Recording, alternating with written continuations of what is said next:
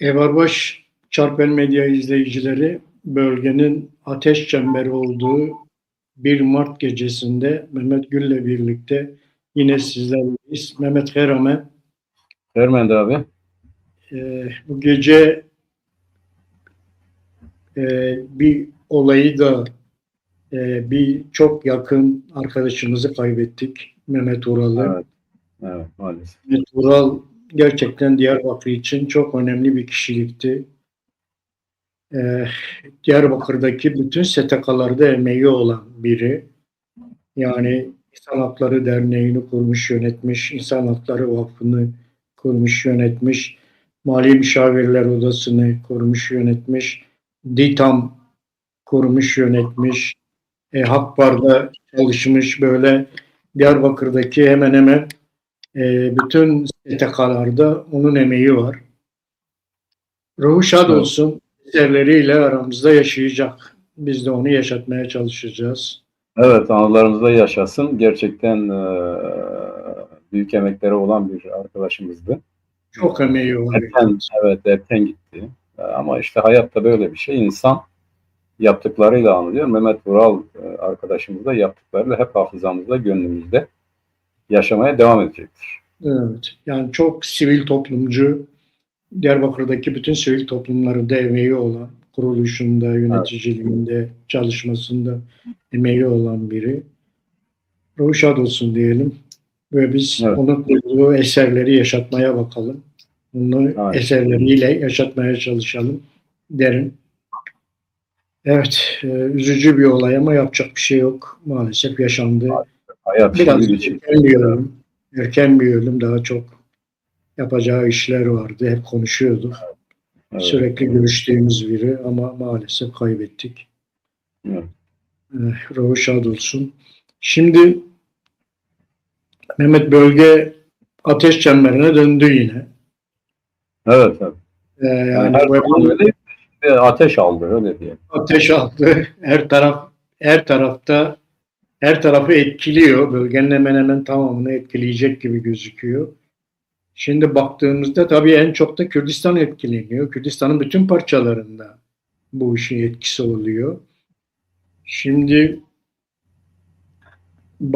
Başur'a baktığımızda Hamaney'in öldürülmesinden hemen sonra Bağdat'ta protestolar başladı. Bağdat'taki Şii gruplar protestoya başladılar ve 3 günlük yas ilan ettiler hemen Bağdat'ta. Irak'taki Haçlı Şabi grubu var. Bunlar açıklama yapıyorlar sürekli. Haçlı Şabi grubu e, sürekli açıklama yapıyor ve oradan Irak'taki bu Haçlı Şabi grubu Erbil'deki uluslararası havaalanının çevresinde yerleşik ABD güçlerine ve koalisyon güçlerinin karargahlarına saldırıyorlar ve şey yapıyorlar. Biz yaptık diyorlar. Onu da söylüyorlar. Kendileri yaptıklarını da söylüyorlar. Yani şu ana kadar Erbil'e ondan fazla saldırı gerçekleştiği biliniyor. Ve Şii gruplar üstleniyor bunu. Yani Kürdistan'ın hemen hemen her parçasında biz bu şeyi göreceğiz gibi Mehmet.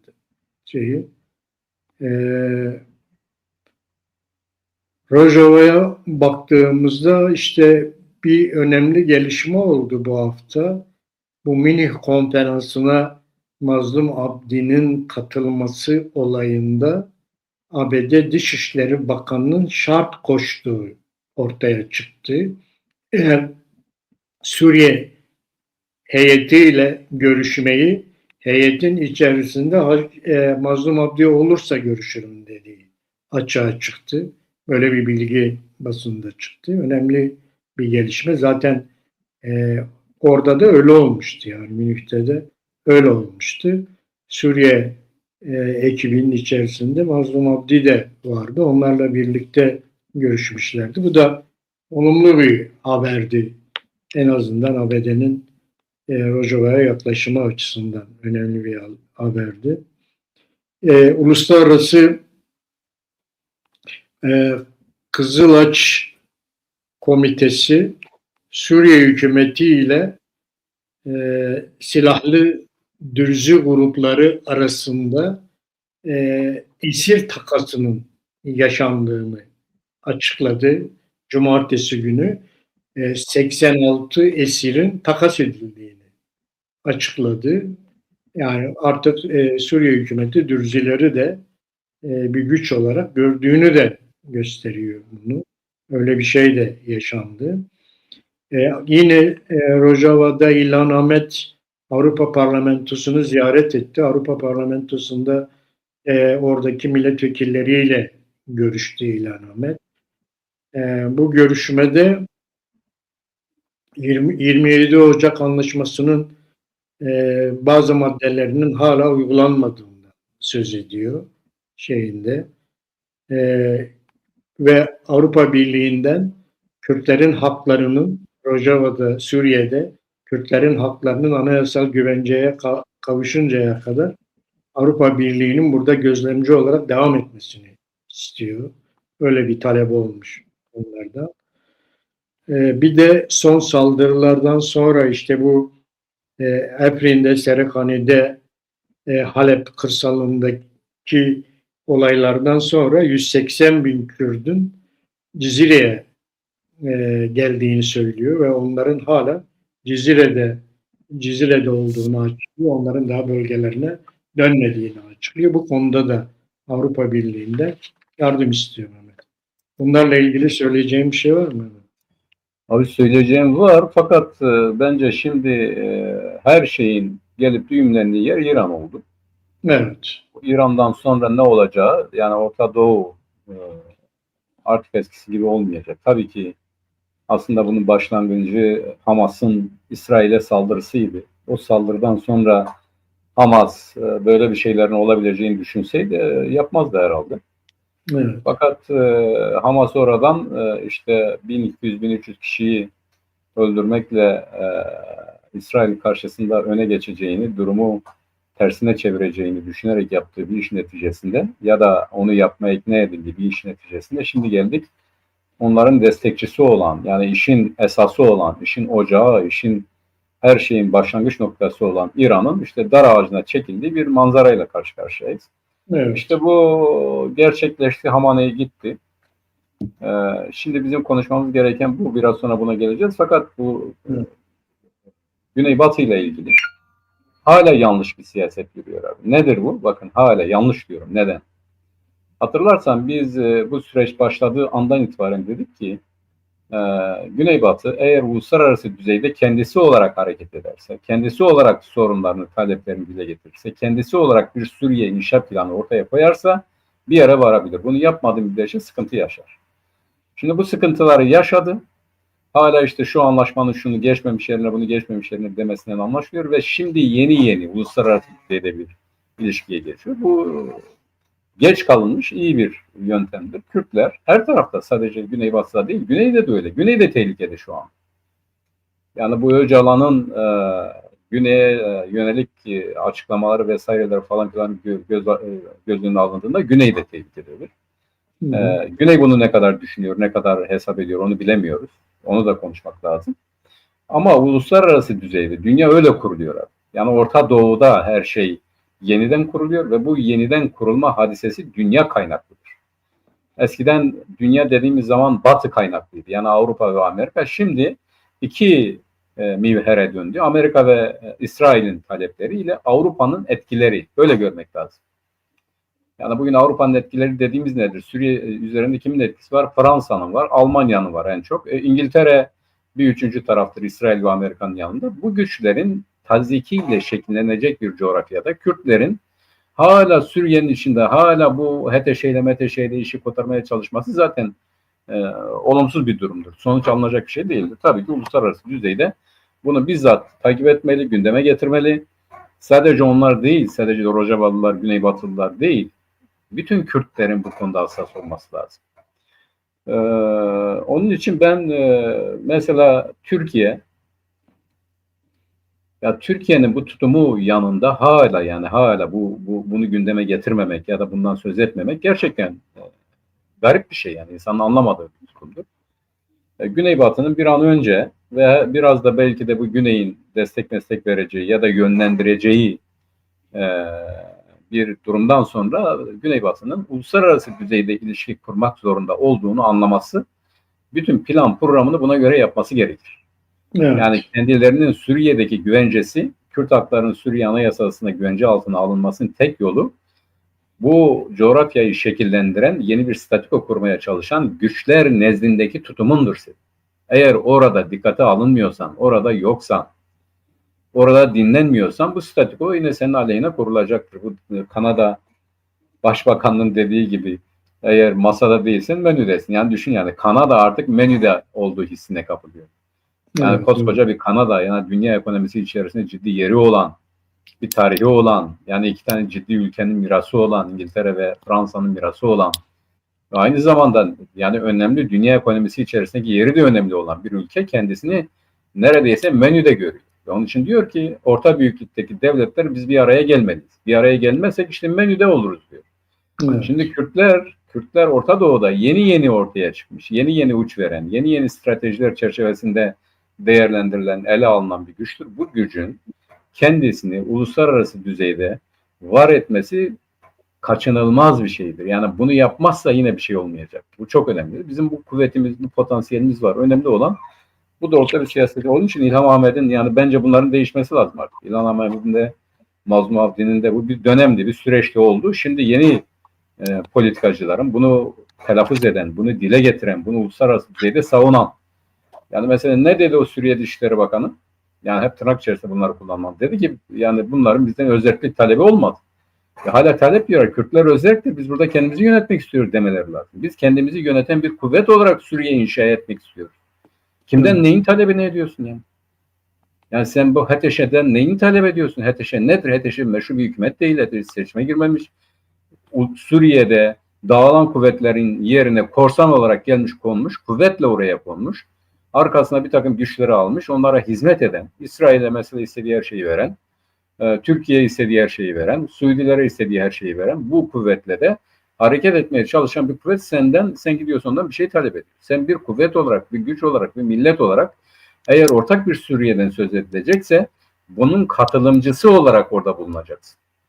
Yani kendin neyi talep ediyorsun? Biz eğer ortak bir Suriye yapılacaksa, Suriye bütün halkların bir ülkesi olacaksa biz Kürtler olarak varız, kendi kendimizi yönetmek kaydıyla burada var demen lazım. Bu neyini istiyorsun? Bunun adı özelliktir, federasyondur, her neyse. Ya da eğer bu olmuyorsa, bak bugün Kürtlerin en önemli taleplerinden biri şu olmalı uluslararası düzeyde. Kürdistan uluslararası düzeyde bölünmüş bir ülkedir. Orta Doğu'nun kalıcı barışı için Kürtlerin bir tek ülkesi, bir tek devleti olması lazım. Güneybatı'nın biz Güney'e katılmak istiyoruz demesi lazım. Eğer Suriye'de olmuyorsa Güney'e katılmak istiyoruz demesi lazım.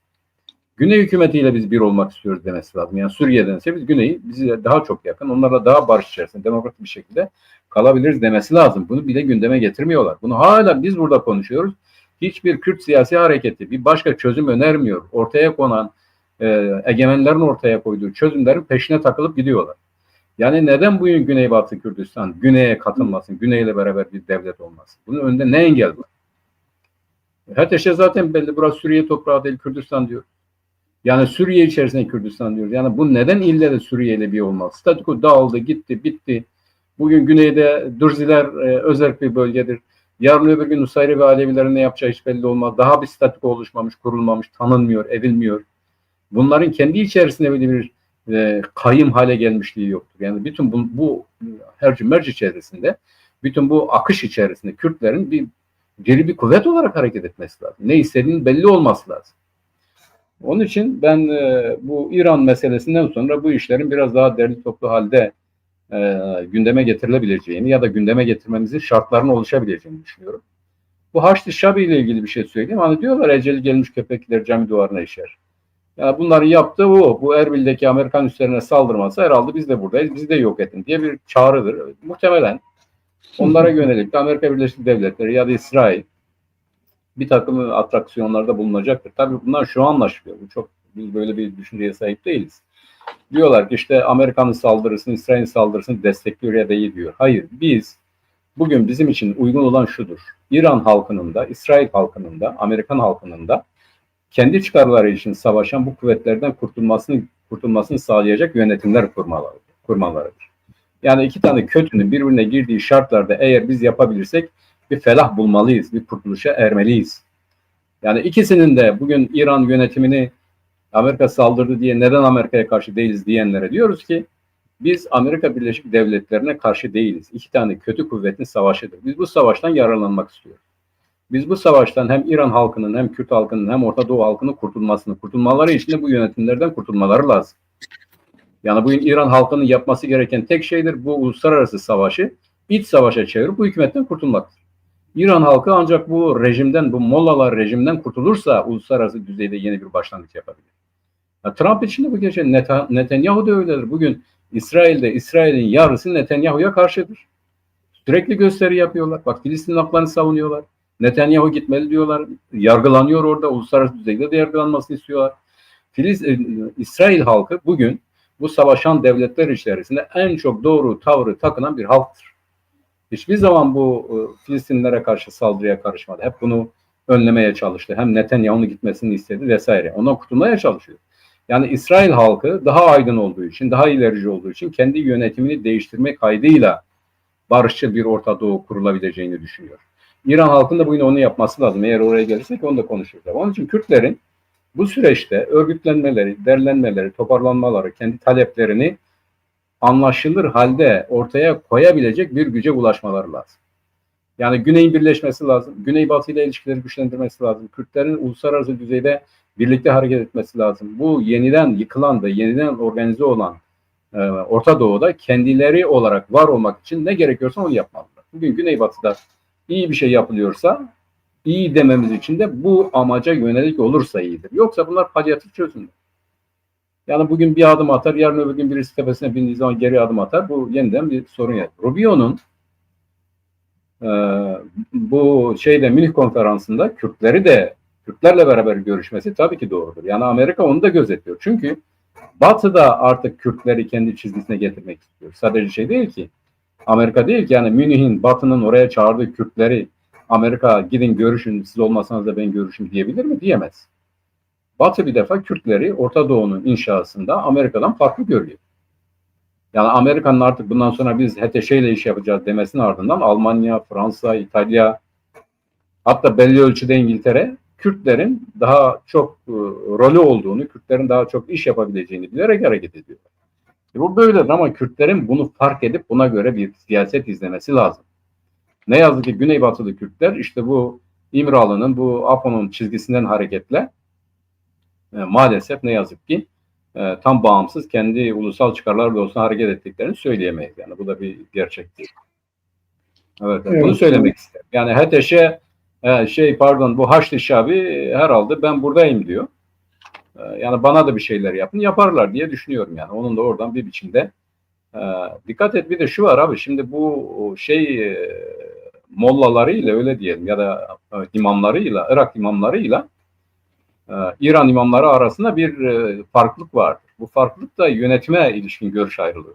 Biliyorsun bu veyalet bu imamet rejiminin merkezi Kerbela'dır yani Irak'tır. Daha sonra İran'a geçmiştir. Ama bu Irak'taki Sistani kanadı, Sistani düşüncesi, Sistani görüşü diyor ki din devlete karışmamalıdır. Yani İran'daki gibi İran'daki rejimi kabul etmiyor. Bu Haçlı Şabiciler, bu Hameneiciler. Yani onlar dinin devleti yönetmesini de istiyorlar. Ama Sistani biliyorsun Irak'ta devletin ayrı, dinin ayrı olması gerektiğini, dinin din işleriyle uğraşması gerektiğini, devlet işlerine karışmaması gerektiğini savunuyor. Bu Haçlı Şabi orada biraz farklı düşünüyor. Herhalde onu da o çizgiye getirirler. Evet yani dünyanın gidişatı belli Mehmet. Yani dünya artık açık bir rekabet çağına girdi. Büyük bir rekabet var dünyada. Böyle bir çağdayız artık. Ve bu rekabete özgü de yeni ittifaklar oluşuyor. Hı hı. Eski ittifaklar gevşiyor. Onlar çözülüyor. Yeni ittifaklar kurulmaya başlandı. Yaygın bir şekilde. Ve küresel riskler tamamen sistematik hale geldi. Her tarafta küresel risklerin sistematik bir hale geldiğini görüyoruz. İşte Afganistan-Pakistan olayı, işte Rusya'da Ukrayna meselesi, Etiyopya, işte burası falan baktığında İran, e, bu küresel riskler artık çok sistemli bir şekilde gidiyor. E, Artık dünyada bir istikrar yok. Öyle gözüküyor. Dünyanın yeni bir istikrar arayışı var ama şu anda istikrar yok. Sadece bir arayış belki olabilir. Bu anlamda da bölgede tabii her an jeopolitik yapı değişiyor, ittifaklar değişiyor. Kürtlerin de e, özellikle Rojava Kürdistanı için diyebiliriz. Kendi ittifaklarını kurmaları gerekiyor. Hı hı. Yani bütün dünyadaki Kürt dostlarıyla, uluslararası Kürt dostlarıyla, bölgedeki güçlerle ilişkilerini, siyasetlerini, kendi geleceklerini kendilerinin belirlemesi üzerine kurmaları gerekiyor burada. Bunu yapabilirlerse önemli olur. Bu eksiklikti zaten Rojava'da yaşanan sıkıntının nedeni Riyad toplantısına gidememek ve Paris'teki toplantıda bulunmamaktı. Bu iki toplantıda bulunmayınca Rojava'nın üzerine hem küresel devletler hem de bölgesel devletler Rojava üzerine bir plan kurdular ve Rojava bir sıkıntıları yaşadı. Ama şimdi artık bu anlaşıldı. Bu anlaşıldı. Şimdi bunun önüne geçmek için küresel dostlarımızla, uluslararası dostlarımızla da, bölgedeki dostlarımızla da çok iyi ilişkiler kurup bunu götürmemiz gerekiyor. Bu diplomaside başarılı olmamız gerekiyor. Mutlaka sen dediğin gibi yani Mazlum abinin yerine diğer uluslararası konferanslara katılan İlhan Ahmet'in yanına yeni insanların, yeni diplomatların, diplomasiyi bilen, diplomasi yapabilecek güçlerin katılması gerekiyor ki Rojava'yı ayakta tutalım. Rojava'yı kendi kendini yöneter hale getirebilsinler. Öyle gözüküyor. Evet, evet. Bunu da anlıyorlar. Avrupa Parlamentosu'na gidişleri bunda. Avrupa Parlamentosu'na giderken İlhan Ahmet yalnız gitmemiş. Yanında bir bayan savaşçı da oradaymış. Askeri elbiseyle birlikte. Hı hı. Beraber görüşmüşler oradaki milletvekilleriyle ve taleplerini dile getirmişler. Yani ne istediklerini dile getirmişler. Bu önemli. Bugüne kadar hep açık konuşulmuyordu. İşte demokratik özellik falan filan bir şeyler söylüyorlardı. Halkların kardeşliği, demokratik özellik falan. Hani bunlarla siyaset olmuyor. Siyaset reel bir şeydir yani. Gerçekler neyse onun üzerine siyaset yapabilirsin. Onun dışında böyle yani ideolojik takıntılarla siyaset yapamazsın. Bunu gördüler. Avrupa Parlamentosu'ndaki gidişleri iyi. Bunu ben de olumlu gördüm. İyidir. Bunu geliştirmeleri gerekiyor. Dünyanın birçok ülkesiyle ilişkilerini kurmaları gerekiyor. Bu iyi bir şeydir. Kürtler açısından iyi bir şeydir bu. Tabii Abi Avrupa Parlamentosu zaten bir karar aldı. Yani Kürt haklarının tanınması için. Sadece o evet, değil. Ayrı bir Avrupa Aleviler Parlamentosu için. aldı. İşte ABD'de bir Kürtleri koruma yasasıyla ilgili bir çalışma oldu. Yani bunlar hep önemli Evet, o gelişmeler. senatörler, iki tane senatör bu Münih Güvenlik Konferansı'nda açık açık söylediler. Yani biz Kürtlerin haklarının tanınmadığı bir Suriye tanımayız dediler. Şimdi bunu Evet, bertaraf etmek isteyenlere de karşıyız dediler. Bunlar evet, cezalı. Yani şimdi bizim burada Kürtlerin bu kadar hadise olurken, örneğin bu kararı almış Avrupa Parlamentosu dururken biraz aktif olması lazım ya. Avrupa evet, kararları çerçevesinde, Avrupa Parlamentosu kararı çerçevesinde ülkelerle görüşmeleri lazım. Mesela Portekiz bunu kabul etti, Avrupa Parlamentosu kararı. evet, İtalya kabul etsin. Avrupa Parlamentosu'na üye kaç tane, 12 mi 16 tane ülke var. Gitsin bunların parlamentolarıyla görüşsünler. Onlarla bunu kabul etmesini sağlasınlar. Ve bütün bu hadiseyi Avrupa Parlamentosu'nun kararını Avrupa'nın kararı haline getirsinler. evet, Diplomasi böyle yapılır yani. Başka nedir? Peşinden koşmazsan, etmezsen, eylemezsen, bir şeyi talep etmezsen nasıl olacak? Adını da koymalıdırlar. Yani bundan sonra Güneybatılılar demelidirler ki biz coğrafik olarak özel bir Kürdistan istiyoruz. Suriye içerisinde. Eğer barışçıl bir Suriye inşa edeceksek buranın evet, özel Kürdistan bölgesi olmasını istiyoruz. Bu bir. Eğer bu olmuyorsa birbirimizi yormayalım. Biz Güneybatı ile birleşmek istiyoruz. evet, Yani kardeşlerimizle birleşmek istiyoruz. Ya biz bunlarla birlikte bir yönetim kurmak istiyoruz. Kendi kendimizi yönetmek istiyoruz. Güneydekiler de bunun artık yarını öbür günü yoktur. Derhal ve alelacele hemen dere kaplıyorlar ya. seçime gitmeleri lazım, bir hükümet kurmaları lazım. Bu hükümet modern, çağdaş, herkesin hakkını hukukunu tanıyan ama milli olan bir hükümet kurmaları lazım. Yani devlet başkanı belli, başbakanı belli, parlamentosu belli, dışişleri, maliyesi, bunu, şunu vesairesi falan filanın nizami olduğu, yani çağdaş kurallara uyduğu bir yönetim kurmaları lazım. Bu olmazsa da bir ilerleme sağlayamazlar. Bu Güney'in de bunu yapması lazım. Yani bu beklenecek bir zaman değil. Yani bugün hemen yapılması lazım. Evet. Yani bizim de beklentimiz Rojava bugüne kadar bir çalışmanın içerisindeydi. Kendi kendine yetmeye çalışıyordu. İşte kendi okulları, kendi silahlı gücü, kendi milli eğitimiyle birlikte hareket ediyordu. Kendi kendini yönetiyordu. Bunun kalıcı hale gelmesi için hem bölgedeki Kürt dostlarıyla hem uluslararası Kürt dostlarıyla ilişki kurup bunlarla birlikte işi götürmesi gerekiyor. Çünkü bölge çok karışık, çok dikkatli olmak gerekiyor. Evet. Her an bir yerde bir şey olabiliyor. Artık riskler çok fazla. Bölgenin de riskleri çok fazla. Bunları göze almak gerekiyor. Tabii burada en çok bugün üzerinde duracağımız konu Rojhelat, yani İran'da gelişmeler çok etkili olmaya başladı. İşte ABD İran'a saldırdı. Biliyorsun işte Mehmet, İran'ı Hamenei'den sonra, Hamenei 1989'da vefat etti. 79'da 89 arasında Hümeyni 10 yıl İran'ı yönetti. Arkasından 37 yıldır Hamenei yönetiyordu İran'ı.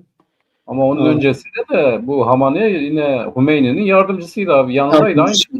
En yakın. O İslami devrimin en yakınında olan biri. Tabii. 37 yıldır bu işi götürüyordu ve bu son ABD saldırılarında ofisinde öldürüldüğü söylendi. Zaten İran tarafından da bu onaylandı. Evet, öldürüldü dedi. İşte 40 gün yaz ilan edildi İran'da, biliyorsun.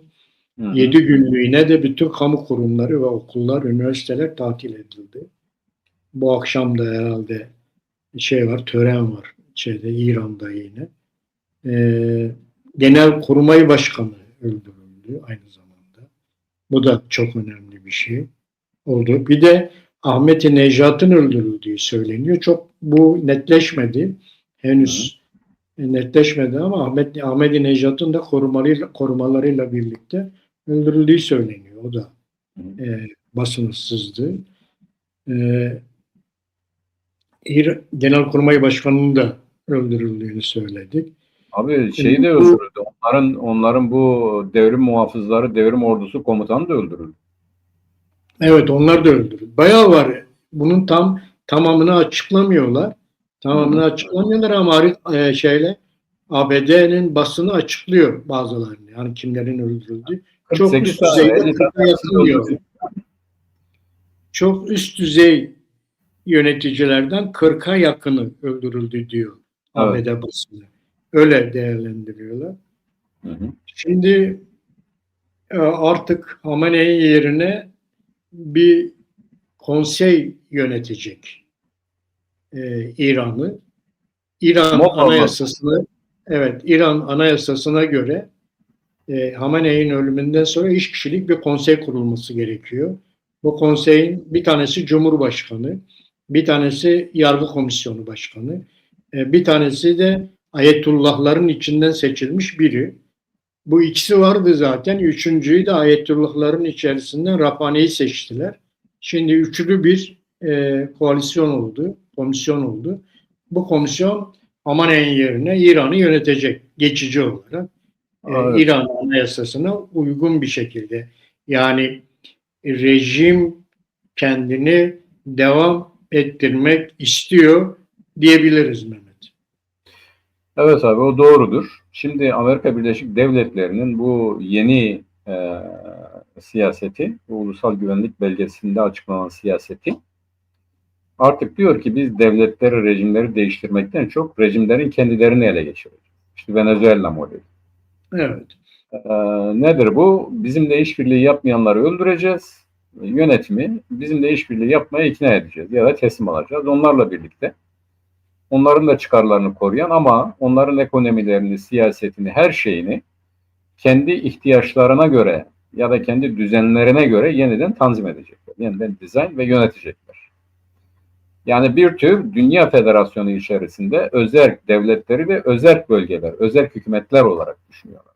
Yani Amerika'nın bu Trump'ın boşuna işte Kanada bizim 51. eyaletimiz olsun demesi tesadüfi değildir.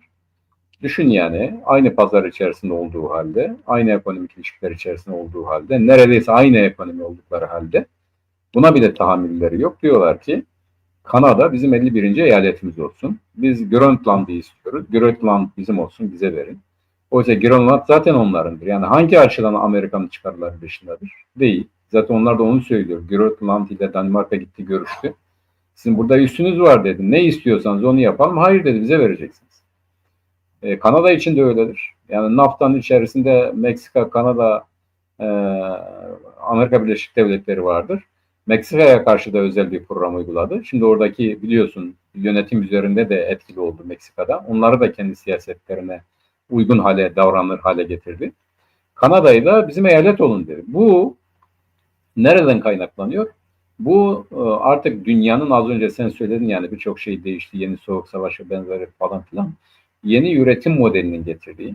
Yani nedir? Klasiktir. İşte biz devrimlerin ya da dünyanın ya da yeni modellerin, yeni rejimlerin nasıl kurulduğunu açıklıyoruz. Diyoruz ki bir müddet sonra üretim ilişkileri değişiyor.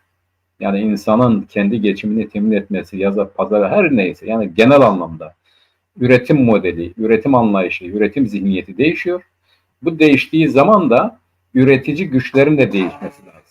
Yani bunu gerçekleştiren güçlerin de değişmesi lazım. Bu doğal olarak rekabete, yeni egemenlik biçimlerinin oluşmasına, pazarların ele geçirilmesi ya da kaybedilmesine vesaire falan filan etki yapıyor. Yeni bir rejim, yeni bir siyasal rejim bunun üzerinde kuruluyor. İşte Suriye'nin, Libya'nın ve benzeri bu Arap Baharı denilen hadiselerin cereyan etmesinin nedeni bütün bu Orta Doğu'nun, kapitalist ekonominin, bu yeni üretim modelinin dışına kalan bölgelerin ona entegre edilmesi hadisesiyle. Bak dikkat et, bugün Libya'da hala 2 tane hükümet var abi. Çünkü Libya'da öyle olması uluslararası çıkarların gerektirdiği bir şey. İşte diyelim petrolü Amerika alıyor, suyu Fransa alıyor, işte güneş enerjisini Almanya alıyor. Böyle olması yani yerelde ne olmuş onlar için pek önemli değildi. Bu rejim yürüyor mu? Bu düzen yürüyor mu? Yürüyor, evet, gerisi önemli değil. Onun için bugün Venezuela'da olduğu gibi İran'ın da kompakt olarak, bütünlüklü olarak ele geçirilmesi isteniyor. O yönetim, yani o yönetim üzerine bütün İran'ı idare etmek, bütün İran'ın kaynaklarını kontrol etmek istiyorlar. Bunun için bu Trump siyaseti ya da Monroe doktrinin modernize edilmiş, günümüze aktarılmış Monroe doktrini gereği İran'ın bütüncül olarak bu yeni egemenlik biçimine, öyle diyelim, bu yeni rejime, yeni nizama entegre edilmesi lazım. Bunun için ilk adım atıldı. Bu ilk adım neydi? İşte Hamaney'in öldürülmesi Ali Hamaney. Ali Hamaney az önce sen söyledin abi.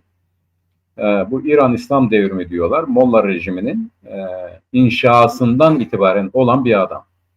Evet. Yani doğru İran rejimi diyoruz. Ancak İran rejimi dediğimiz zaman örneğin bunu Hümeyni'siz düşünemeyiz.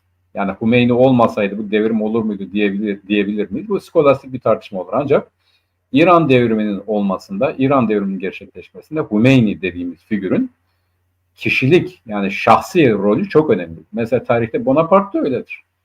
Yani bugün Fransa'yı değerlendirdiğimiz zaman ya da Fransa'daki Burjuva devrimini ya da o Burjuva devrimine oturmasını değerlendirdiğimiz zaman Napolyon'a özel bir yer veririz. Neden? Napolyon'un kişiliği de önemlidir. Yani entelektüel birikimi, askeri deneyimi, bunu şunu vesairesi bir savaşta bile, bir mevzide bile rol oynar. Örneğin bu İran'daki Kasım Süleymani öldürülmeden önce İran etkisi nasıldı? O öldürüldükten sonra nasıl oldu? Yani onun yerine birini atadılar ama onun yerine atanan onun yaptıklarını yapamıyordu. Neden? Kasım Süleyman'ın kurduğu ilişkiler İran devriminden de önceye dayanıyor. Değil mi abi? Evet. Yani oradan yetişip gelmiş, oradan ilişki kurmuş, ilişkiler olan biriydi.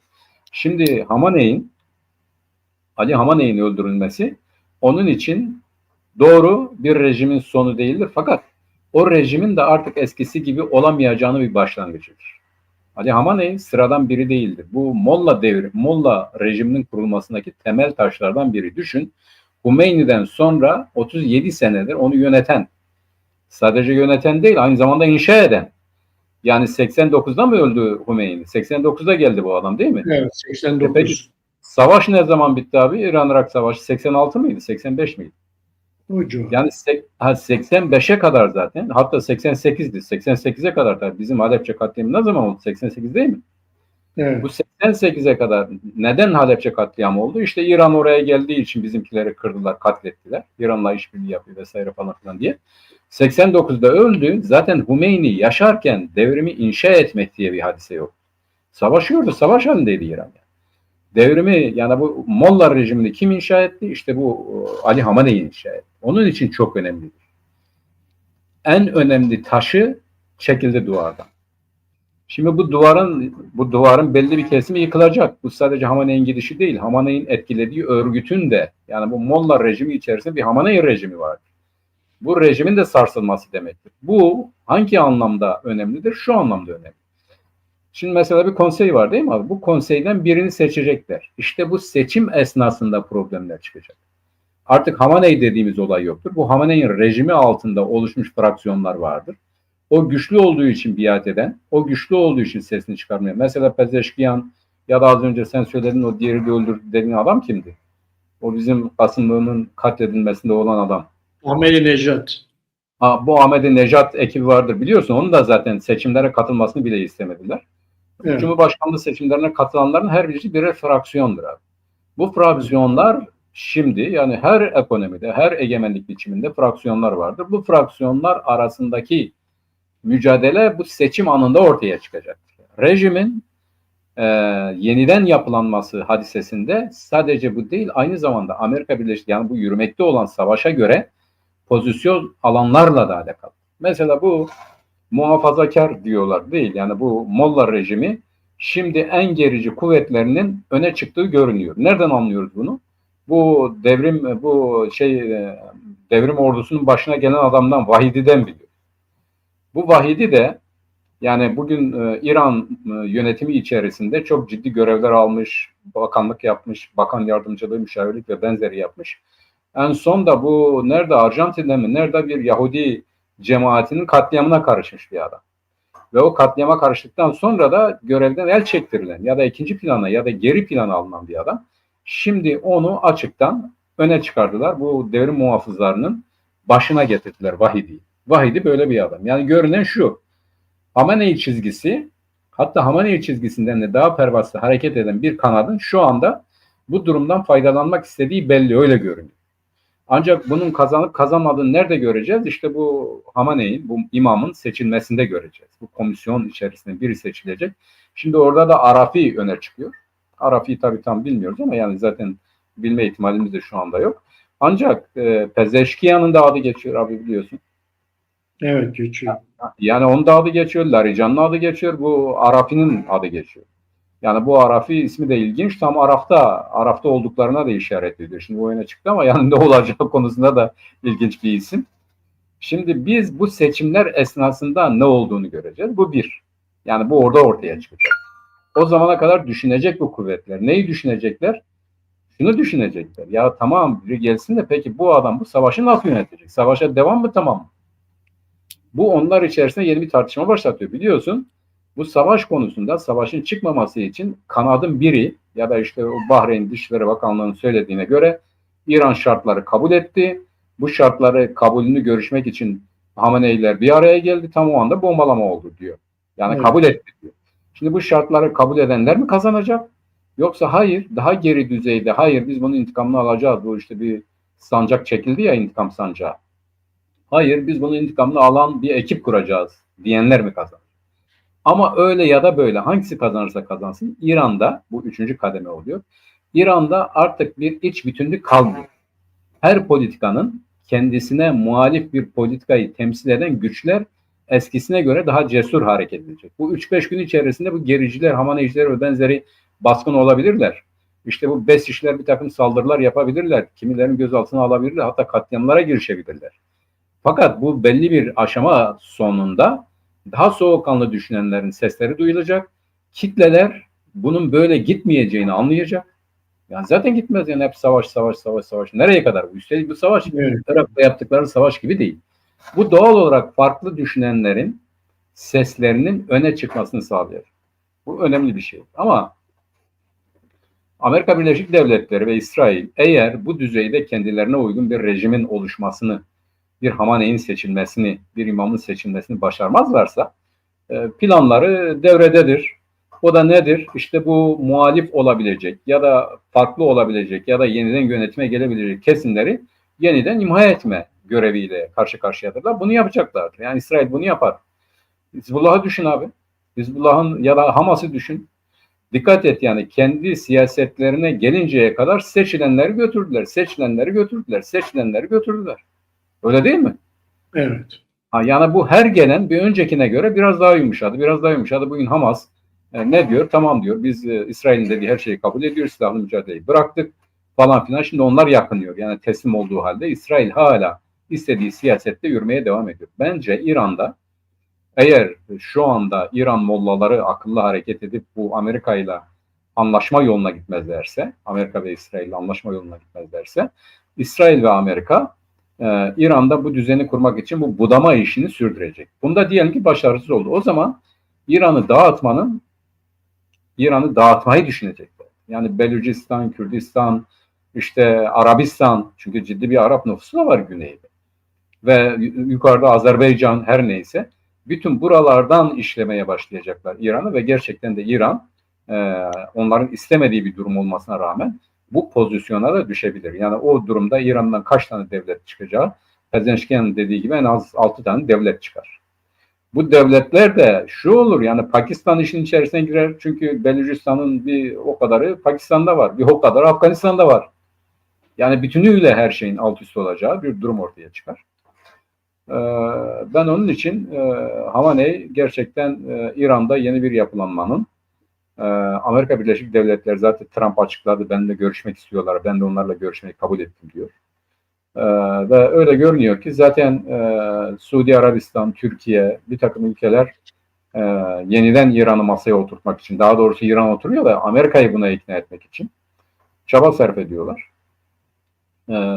Büyük bir ihtimalle İran teslim olmayı kabul edecektir. Etmezse zaten bu budama hadisesi devam edecektir.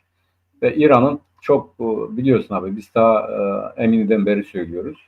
İran bir defa sıkıntı yaşamaya başladı. Bu pazar hadisesiyle beraber de, bu Bajar'ın da harekete geçmesiyle beraber iç dinamikler bu rejimden artık mutlu değil, memnun değil. Ve bu Amerika'nın saldırısından sonra da bu gösterilere bakma, aldanmamak lazım. İran'daki tacirler, İran'daki ticaret erbabı, İran'daki esnaf düne göre bugün daha çok Amerika'ya ve İsrail'e yakındır. Yani o yurtseverlik, İranlı halkta bunu şunu vesaire tamam, ama öbür taraftan da yaşamak için üretmek lazım. Bunun olmadığı bir yerde halkın hala bize bağlı kalın, bizi destekleyin demelerin bir mantığı, bir anlamı da yok. Bir gelecek vaat etmiyor artık bugünkü mollalar. Yani düne göre bugünkü mollalar bu olayın sıcaklığı içerisinde işte Hamaney'i destekleyebilirler, onun için ağlayabilirler ama sadece boşuna gözyaşı akıtmış olurlar. Hayatın ritmi hangi yönde atıyor? Bütün bunların yeni bir rejim ihtiyacına olan isteklerini, arzularını güçlendirecektir. Bu kesinlikle böyle olacaktır. Bunun başka, yani İranlıların kazanma şansı, Molla rejiminin kazanma şansı sıfırdır. Hiçbir şansları yoktur yani. Ben İran'la ilgili böyle düşünüyorum. Evet, bize gelince ne yapmalı abi? Bize gelince şu anda, yani gerçekten de böyle, şu anda Kürtlerin yapabileceği hiçbir şey yoktur. Şu anda ama. Fakat yarının kurulacak İran'ında, yani eğer bu Molla rejimi değişecekse, ki öyle olacak bir biçimde, işte o zaman Kürtlerin bu Suriye'deki hatayı yapmamaları lazım. Yani Kürdistan'da, zaten İran'da var olan Kürdistan'da Kürtlerin kendilerini yönetebilecekleri bir statü kurmaları lazım. Bunu da ondan beklememeleri lazım. Şimdiden onu kurmaları lazım. İran'la bunu anlaşmaları lazım. Yani özel Kürdistan ya da federal, zaten İran ona uygun, aslında İran federal bir devlettir. Yani 15 tane eyaleti vardır. Eyaletlerden biri de Kürdistan'dır. Şimdi bu Kürdistan eyaletinin ya da federal bir İran'ın herkes için daha avantajlı olacağını herkesin anlaması lazım. O zaman Kürtler de federal bölge olarak kendilerini inşa etmeleri ve öyle tanınmaları için bir imkan, fırsat doğacak, ama bu imkan ve fırsatın oluşması için şimdiden çalışmaları lazım. Kürtlerin şimdiden kendi yapılarını kurmaları lazım. Hazır olmaları lazım yani o görüşmelere, o İran'ın yeniden inşasında buna hazır olmaları lazım. Eğer bu mümkün değilse aynı şey İran için de geçerlidir. İran Kürtleri biz güneyle yaşamak istiyoruz. Güney, Güneybatı ve Doğu bir bağımsız Kürdistan kurulması için uluslararası düzeyde çalışmaları lazım. Onların da güneyle birleşme talepleri olmalıdır diye düşünüyorum. Öneri bu benim. Yani Kürtler orada biliyorsun geçen hafta onun bilgisini verdik. 5 Kürt Partisi bir araya geldi Rojava'da. İyi bir gelişmeydi. Yani orada kendi iradeleriyle Kürtlerin belli bir ittifak kurmaları, bir takım şeylere hazır olmaları. Yani orada neyin olacağı daha İran'daki demokratik muhalefetin neler yapabileceğini bir görmek lazım. Onların sahaya indiklerini bir görmek lazım. Ondan sonra da Kürtler de kendi ittifaklarını hazırladılar. Taleplerini hazırladılar. Bu şekilde eğer İran'da yeni rejim değişikliği, yeni bir düzen olursa Kürtler de buna kendi talepleriyle birlikte var olacak. Öyle gözüküyor. Bu olumlu bir gelişmeydi yani. Abi şimdi o ittifak tamam. Şimdi ben o ittifaka açık söyleyeyim. Ne diyorlar bilmiyorum. Yani tabii ki biz desteklemeliyiz. Destekliyoruz zaten. Yani daha iyisini istiyoruz.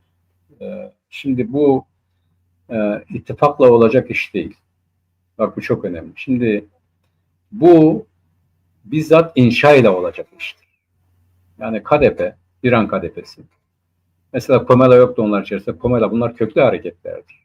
Komela ve diğerleri. PAK daha yenidir her neyse. Bunlar şimdiden bir Kürdistan yönetimi oluşturmalıdırlar. Yani bir başkan seçmeliler, yardımcı seçmeliler, bölge oluşturmalılar, köylerde örgütlemeliler, kentlerde örgütlemelidirler. Orada hükümetler kurmalıdırlar. Yani mesela yine Hemedan'a esas almak lazım. Mahabad'a esas almak lazım. Mahabad'da artık Kürtler kendilerini yönetebilecek bir yapılanmaya gitmeleri lazım. Yani yapını kuracaksın. İran eğer oluşacaksa, İran kurulacaksa bir federal İran'ın oluşması için sen yapı olarak müdahale edeceksin. Yani ben burada bu yapayım. Benim karar verici organlarım, yerlerim, hizmetlerim vesaire falan filan bellidir. Ben bunları yapıyorum zaten. Ben bunlardan taviz vererek sana katılmam. Sen bunları tanırsan senin bir ortağın olarak ben hareket edeceğim. Bu şimdiden olabilecek bir şeydir. Şimdiden organize edilecek bir şeydir. Şimdiden yapılacak bir şeydir. Hani bizim programımızda vardı ya biz ne diyorduk? Kürdistan hemen şimdi. O neydi? Hemen şimdiden başlayarak bunu yapmak. Biraz sonra ona geleceğiz. Dil meselesini konuşacağız ama yapamadık. Bugün bunu yapmak lazım. Yani kendin millet olarak nasılsan öyle hareket edeceksin. Yani muhtarını seçer gibi belediye başkanını seç. Orada işte il meclisini kur. O il meclisi her şeyi senin kurduğun her şey kendi milleti için hareket etmelidir. Onu öyle organize edip yönetmelidir. Benim anlatmak istediğim bu. Yani bunlar ittifak kurmuş. Neye yarıyor abi? Altı boşsa. Kiminle konuşacak? Kimi ikna edecek? Mesele bu yani. Bak hala Rojava'da güya işte bu Kamışlı konferansı oldu. Hala bir hükümet kuramadılar ya. Yani bu Enekese vesairenin falan filan hala böyle ayrı tellerden çalıp gidiyorlar. Ya artık siz birlikte ikinizi temsil eden bir hükümet kurun, bir yerel yönetim kurun. İkinizi temsil eden. Yani parti olarak devam edin. O ayrı bir şeydir. Fakat bugün işte Güneybatı yönetimi dediğimiz zaman artık belli olsun. Bu siyasi partiler üstü bir milletin varlığı olsun.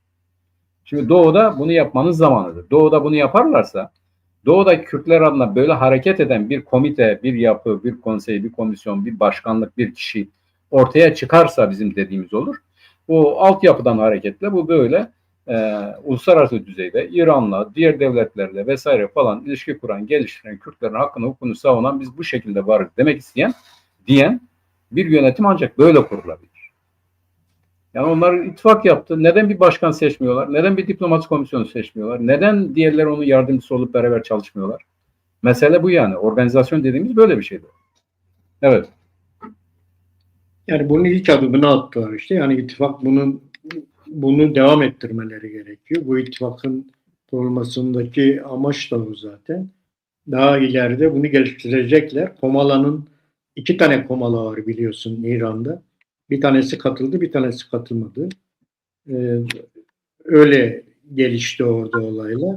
Ama yani bu ittifakın ve bu tür tedbirleri almak için artık kendileriyle birlikte hepsi beraber bir takım önlemleri almaya çalışıyorlar. Önümüzdeki günlerde göreceğiz yani bunun şeyleri. Çok da zamanları yok zaten. Yani bu iş çok uzun sürmez. Böyle ABD-İran savaşı böyle senelerce sürecek bir savaş değil en fazla. En fazla bir ay içerisinde bu iş hallolur gibime geliyor. Çünkü ondan sonrasını zaten ABD de kendini ona göre ayarladı. ABD bölgede böyle çok uzun şeyler yapmak istemiyor. Savaşlar yapmak istemiyor.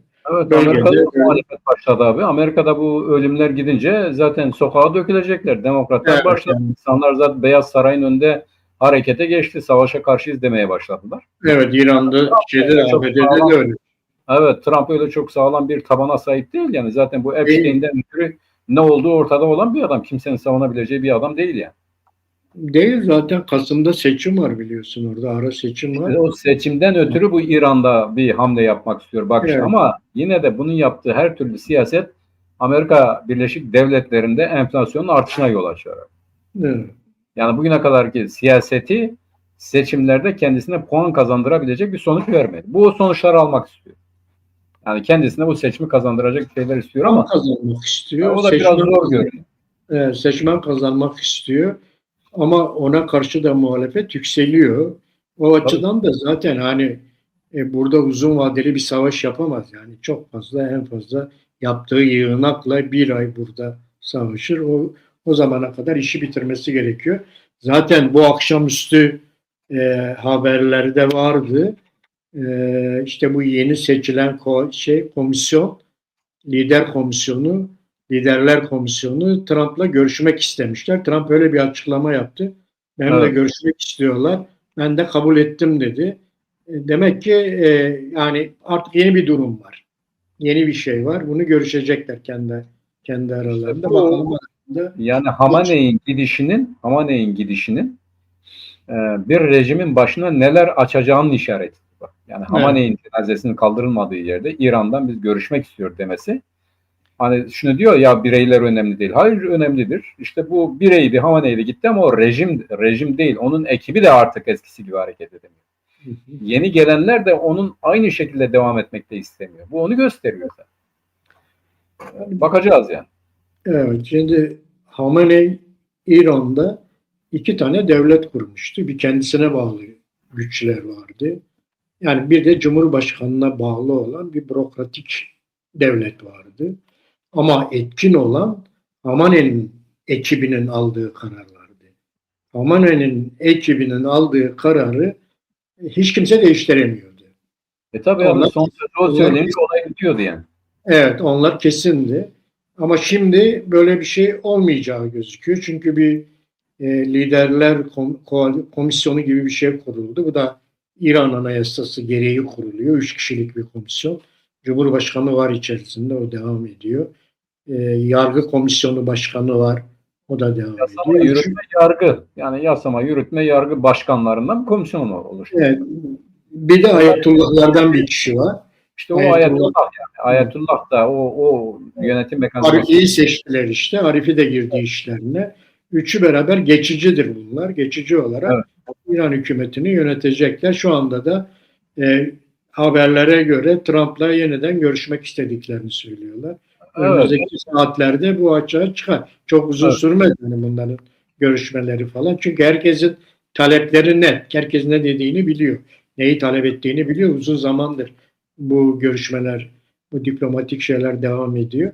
Herkes birbirinin taleplerini biliyor o açıdan. En kısa zamanda bunlar sanırım bir görüşme yaparlar. Bunu, Ama bir şeye görüşmeler hiçbir zaman bitmedi. Onlar devam ediyor. Şimdi ifşa etmesi şunu gösteriyor. İran eskisi gibi devam etmek istemediği konusunda bir mesaj veriyor yani. Yani Amerikan durup dururken ben seninle görüşmek istiyorum diyecek hali yok. evet, işte ona bakalım. Yani ABD'nin kendi taleplerini kabul edecekler mi veya neleri kabul edecekler, neleri kabul etmeyecekler. Bunlar çıkacak ortaya. Zaten iki tane temel talep vardı bunlardan. Bir tanesi işte bu uranyum meselesiydi, nükleer meselesiydi, o nükleer kapasite ve o e, şeyin İran'ın elinde olan 400 kilogram uranyumun üçüncü bir ülkeye gönderilmesini istiyorlardı ve yeni üretim yapmamalarını istiyorlardı. İkincisi de bu füzelerdi. Füzelerle ilgili bir şeydi. O da İsrail'in talebiydi. İsrail'in menzili olan füzelerdi. Onlarla ilgiliydi. İkisini de görüşecekler. Bir de bu petrol meselesi var. Yani işte Petrol. Çin, ABD orada Çin'i sınırlamak istiyor. Çin'e petrol vermek istemiyor. Çin'le petrolü pazarlık konusu yapmak istiyor. Evet, evet. Çünkü o nadir elementlerde Çin önde. Petrolde de ABD öne geçiyor ki Çin'le rekabet edebilsin, pazarlık edebilsin diye. Onu sağlamaya çalışıyorlar. Onu da açık söylemişlerdi zaten görüşmelerde, yani petrolün Çin'e gönderilmesine karşıyız diyorlardı. Ya Ondan karşıyız diyor. Kendisi alır, kendisi satıyor. Şimdi bu Türkiye'ye bu sıvılaştırılmış petrol, sıvılaştırılmış gaz sattı ya, doğalgaz sattı ya. Doğal gazı sattı. Evet. Şimdi bunu Azerbaycan'dan alıyor. Azerbaycan'dan, yani onu Amerika'dan falan getirmiyor. Azerbaycan'dan alıyor, Türkiye'ye satıyor yani. Ya da benim Evet. adıma sen ver diyor, işte yarısını da koyuyor cebine. Şimdi İran'dan istediği de bu. Yani bu uluslararası ticarette, bu yeni yönetim modelinde ya da bu dünya rejiminde, yeni yönetim modeli rejiminde sen bağımsız hareket edemezsin diyor. Sen benim rakiplerimi ya da uluslararası pazarda beni zorlayan rakiplerime destek veriyorsun. Bunu önle diyor. Bunu yapamazsın diyor. Mesele bu. Bu sadece petrol, her açıdan böyledir. Ekonomik, politik, siyasi, her açıdan böyledir. Amerika ve İsrail, işte Orta Doğu'da da artık sen ağa mağa olamazsın, bırakacaksın diyor. Yemen'i bırakacaksın, Irak'ı bırakacaksın, Lübnan'ı bırakacaksın, Suriye'yi bırakacaksın. Herhangi bir yerinde elin kolun olmayacak diyor. Yani biz bunu oynadığını görmeyeceğiz. Evet. Yani mesele İran'ın bir bünye olarak bunlara uyum sağlaması siyasetidir ya da savaşıdır, öyle diyelim. Kendilerine uymayacak bir İran'ı istemiyorlar. Bu, yani böyle komplike olarak, bütünsel olarak tarif edersek, bizimle uyum içerisinde çalışabilecek bir İran olursa sen molla mı oldun, diktatör mü oldun? Bu bizi o kadar ilgilendirmiyor. Esası bu abi. Evet. Üçüncü bir konu da o bölgeden geçen enerji yollarının yolları konusunda İran'ın pürüz çıkarmasını istemiyorlar. İran Abi, pürüz çıkarıyordu onunla ondan ilgili. iki gün önce Evet. gittiler. İsrail ve Hindistan Başbakanı, o Mondi midir nedir? O da Evet. ayrı bir ırkçı. Hı. Yani o da düşün, yani Hindistan diye bir ülke var. Onun adını değiştirmenin peşindedir. Evet. Adını da o sadece Hinduların kullandığı bir ad kullanmak istiyor. Neydi? Onun da adını unuttum ama öyle yapmak istiyor. Şimdi düşün, yani böyle çapsız liderlerin olduğu bir yerde geldi, İsrail'le 20 milyar dolarlık bir anlaşma yaptı. Evet.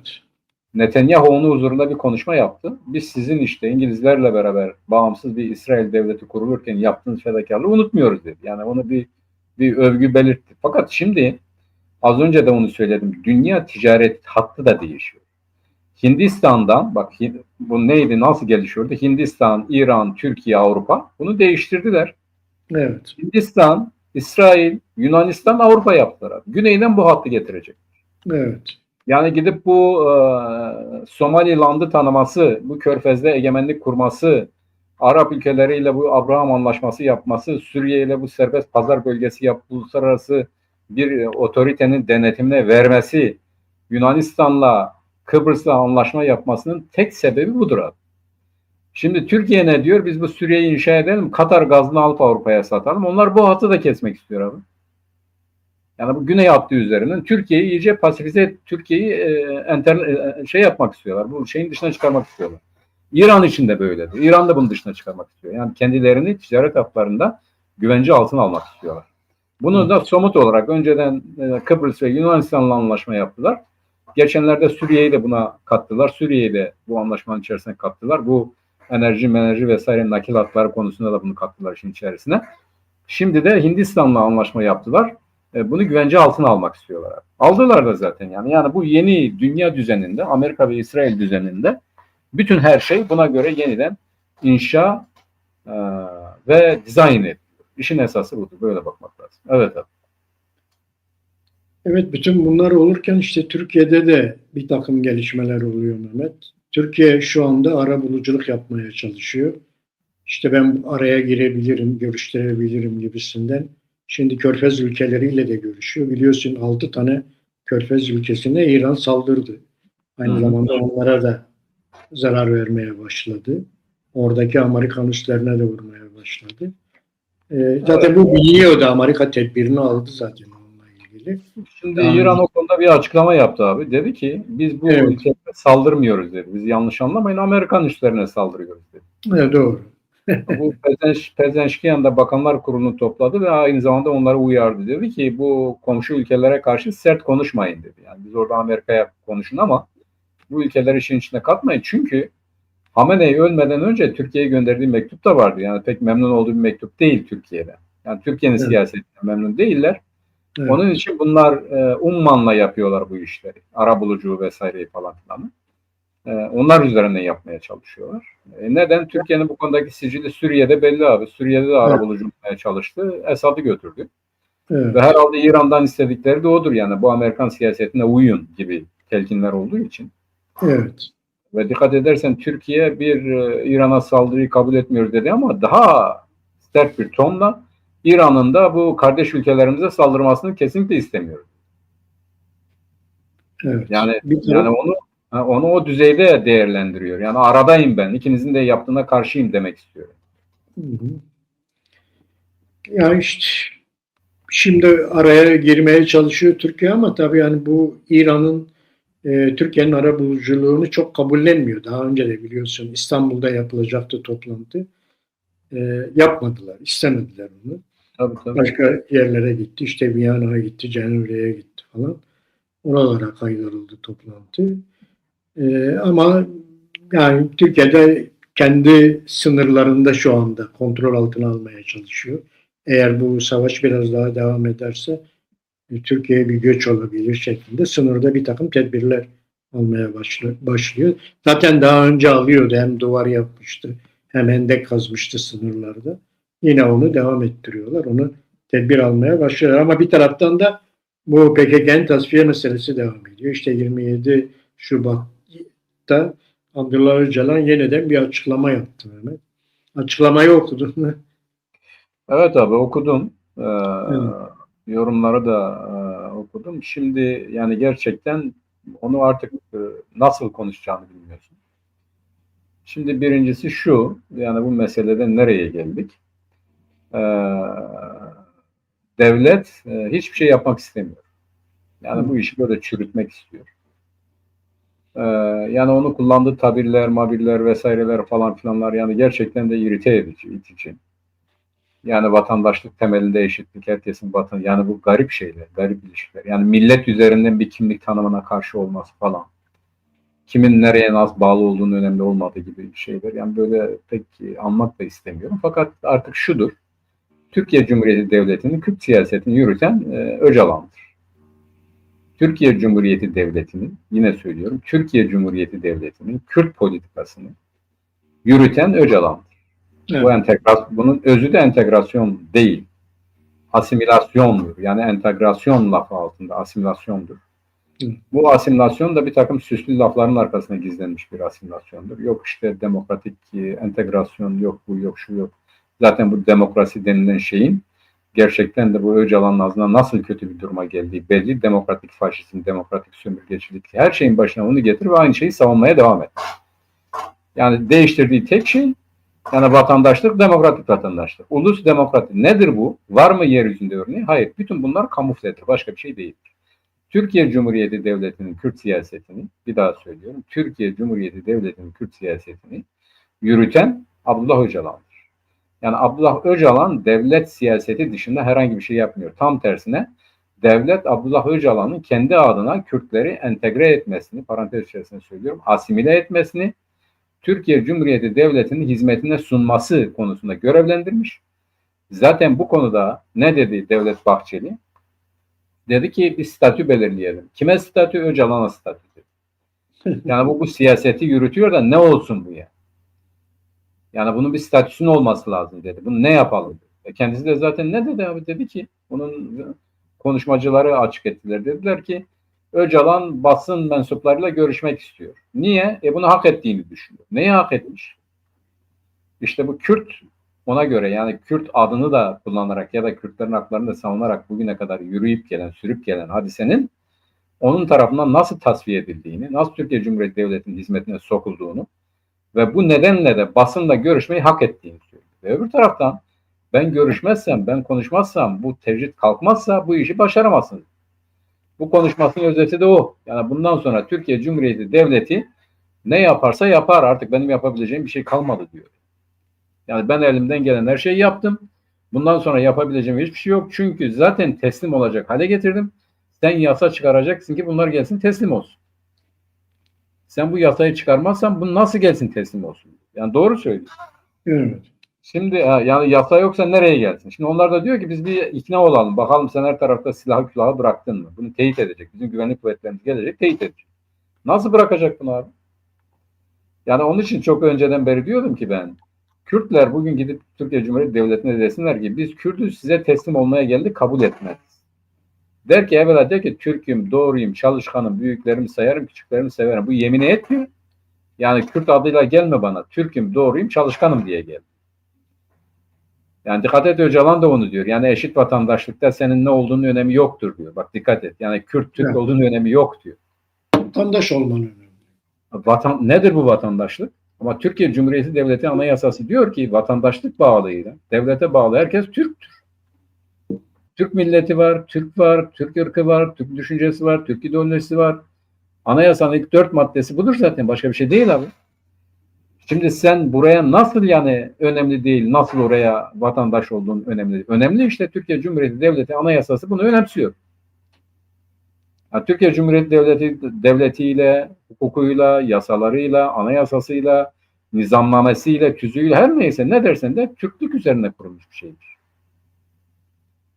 Şimdi bunu nasıl olduğunu önemli değil demesinin nedeni işte tam da az önce dediğimiz gibi bu devlet siyasetinin yürütülmesinden başka bir şey değil. Ben burada yine şuna değinmek istiyorum abi, zamanımız da biraz uzadı ama birincisi aynı zamanda bu bizim ana dil günüydü biliyorsun, Şubat ayı. Evet. Kürtler yine bir şey yaptılar, bunu bir artık neye, bir ibadete dönüştürdüler. O gün gelince bir şeyler yapıyorlar. O günden sonra da unutup gidiyorlar. Bir şey yapmıyorlar. Yine bizim programımızda çok eskiden beri olan Kürdistan, hemen şimdi dediğimiz hadisenin özü oydu abi. Yani kendi dilini konuşma hadisesi. Bu Kürtler Türkiye Cumhuriyeti Devleti'nin kendi dilleriyle alakalı, kültürleriyle alakalı yaşamaları için bir şey yapmayacağına artık ikna oldular. İknadırlar. Yani ikna olmamız lazım. Onu geçelim, bugüne kadar işte güya onları istiyormuş gibi davranan bir hareket. Zaten ben de istemiyorum, vazgeçtim, yaptığım her şey yanlıştı dedi. Ve benim bugüne kadar izlediğim siyasetin de bir altyapısı yoktu. Yani Kürt diye bir şey yoktu. Yani ufak tefek yerlerde vardı. Onlar da zaten dejenere olmuş. Diğerleri Kürtlükle alakalı bir şey kalmamış. Onun için Türkiye Cumhuriyeti Devleti ile toplumsal ve şey olarak bütünleşeceğiz dedi. Bundan sonraki siyasetimiz budur. O da bitti. Kürtler şunu sadece idrak etmekle demiyorum. Bunu artık ne yapmalı? Bunu bilince çıkarmalı. Türkiye Cumhuriyeti Devleti, Kürt milletinin kendisi olarak yaşamasıyla ilgili herhangi bir düzenleme yapmayacak. Herhangi bir iltimas tanımayacak. Herhangi bir kabul içerisine girmeyecek. Kürtlerin bu aşamadan sonra yapacağı tek şey kendileri olarak yaşamaktır. Kendi ülkelerinde, kendi illerinde, kendi evlerinde Kürtçe konuşmaktır. Okullarda, evde, iş yerinde, devletle, her neyse. Kürdistan'da Kürt olanların bu işi yapması lazım. Kürtlerle iletişime geçen devlet kadrolarının Kürtçe öğrenmesi lazım, bilmesi lazım. Bunu zorlamaları lazım. Kendilerini inşa etmeleri lazım. Diğer taraflar için söylediğimiz her şeyi bugün kuzeydeki Kürtler de artık yapmalıdırlar. Bu önemli. Yani ana dil gününde işte bir iki mesaj, bir iki bu, bir iki şuyla olabilecek bir şey değildir. Bu seçmeli ders falan filan biz bunları söylüyoruz, zorlayın, edin, eyleyim. Bunun da ötesine geçmek lazım. Evde, sokakta, pazarda, iş yerinde kendi dilimizle iletişim kurmak lazım. Dil bir milleti var eden şeydir abi. Dil yoksa millet de yok. Yani doğru, bugün ulus dediğimiz zaman devlet olması olmaz olan bir şeyden söz ediyoruz ama millet dediğimiz zaman bir dili, bir inancı, yani ideolojisi olan, öyle diyelim. Yani bir üst yapı kurumu olan bir varlıktan söz ediyor. Bu üst yapı dediğimiz zaman da dil, edebiyat, sanat, iletişim, anlama, anlatma, dünyayı anlama ve anlatma hadisesidir. Yani bu olmazsa bir milletin olma ihtimali yoktur. Onun için buna yarın değil, bugünden başlayarak kendi dilinde Kürtlerin konuşması lazım. Devletle de kendi dillerini, kendi ülkelerinde devletle kendi dillerini konuşmaları kaçınılmazdır. Bu fiili durum olmadan Türkiye Cumhuriyeti Devleti'nin herhangi bir düzenleme yapması, tanıması, kabul etmesi mümkün değildir. Bunun da böyle bilinmesi lazım. Bu dil gününde dikkat et abi, ne diyordu? Bu iki tane parti başkanını almak isterim. Birisi Davutoğlu'ydu. Diğeri kimdi? Diğeri de bu Meral Akşener'di. Bu dil gününde yayınladığı mesajlarına dili olmayanın bir milletin onuru yoktur diyorlar. Açıktan bize onursuz dediler. Evet. Davutoğlu ne diyordu yani orada burada? Dili yoksa, devleti yoksa bir millet millet değildir diyor. Bize diyor sizin devlet olmaya ihtiyacınız yoktur. Sizin Türk devleti, sizin de devletiniz. Bak düşün yani iki tane mevhumdan ötürü bir halkı, bir milleti o vasıflarından arındıran sözler eden birileri sıra Kürtlere geldiği zaman bu konuda hiçbir problem yok onlar için. Bu aynı zamanda Türk entelijensiyası için de geçerlidir. Türk aydınları için de geçerlidir. Yani bugün Türkiye'de bir aydın tabakadan, bir entelijensiyadan, bir namuslu duruştan söz edilir. Çok az kesim böyle. Bugün bak Amerika'nın İran'a saldırısının karşısında her türlü lafı söylüyorlar. Yıllardır Kürtleri katleden, her gün birini dar ağacına çeken İran mollaları karşısında birisinin gıkı çıkmadı bugüne kadar. Hala çıkmıyor. Hala diyorlar ki yani böyle cılalayarak söylüyor. O başka bu başka. Peki o Amerika saldırmadan önce sen İran mollaların Kürtlere yaptığı eziyet, onları her gün sokaklarda orada burada dar ağacına çekmesine itiraz ettin mi? Bir tek gün dedin mi ya bu nedir yani? Hayır sen her zaman dedin ki mollaların yanındayız. Niye? Çünkü Amerika'ya karşıdır. Evet. Amerika'nın işbirlikçisin sen. NATO'da berabersin. Her tarafta berabersin. Orta Doğu'da berabersin. Gidip Trump'la buyla şuyla her zaman işbirliği yapan sensin. Sen hangi Amerika'ya karşısın? Sen hangi anti-emperyal, hangi kendi hükümetinin gerici siyasetleri karşısında ne zaman durdun? Ne zaman buna itiraz ettin?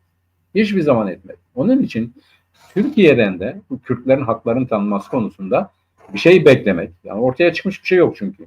Bir şey beklemek, bir şey söylemelerini beklemek de boş bir hayal. Ancak ve ancak tek yolu vardır. Kürtler bunu yapar, kendilerini örgütlerlerse o zaman birileri mecburen onlarla barışmak, onları kaybetmemek için bir şeyler yapmaya çalışacaklar. Yani başka bir yolu da yoktur.